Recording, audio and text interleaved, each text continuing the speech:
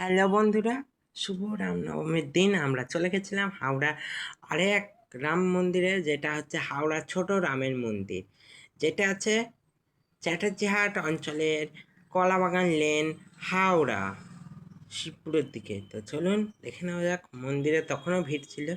চলুন দেবী সে রাম সীতার একটু দর্শন আমরা ভালো করে করে নিই। এই হচ্ছে রাম সীতা। বড় রামের মতনই এখানে ছোট রামেরও পুজো হয়। জগদ্ধাত্রী যেমন রামতলার রামে আছে তেমনই আছে ছোট রামতলায়। তো দেখুন 350 বছরের পুরনো এই রাম, এই ছোট রামের পুজো।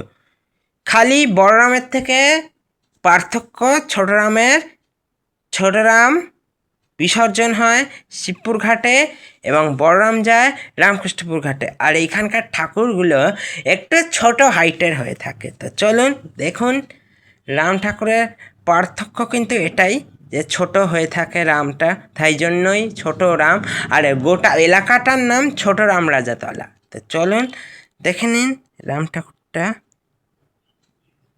ওই রামের মতনই বলরামতলার মতনই এখানে কিন্তু আছে সাবিত্রী সত্যবান, যমরাজ এবং তার অনুচর, কিন্তু একই মন্দিরে। রামরাজাতলায় যেমন আলাদা আলাদা ঘরে আছে ঠাকুর, এরা কিন্তু একসঙ্গেই আছে। যদি আজকের ভিডিও ভালো লাগে থাকে লাইক শেয়ার অ্যান্ড সাবস্ক্রাইব। আজকে মাত্র টাটা, বাই।